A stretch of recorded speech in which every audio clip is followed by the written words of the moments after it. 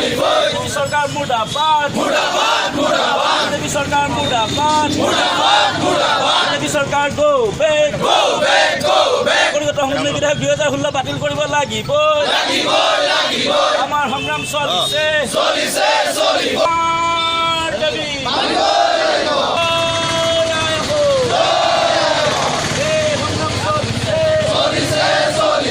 নাগৰিকত্ব সংশোধনী বিধেয়ক 2016 চৰকাৰ মুৰ্দাবাদ চৰকাৰ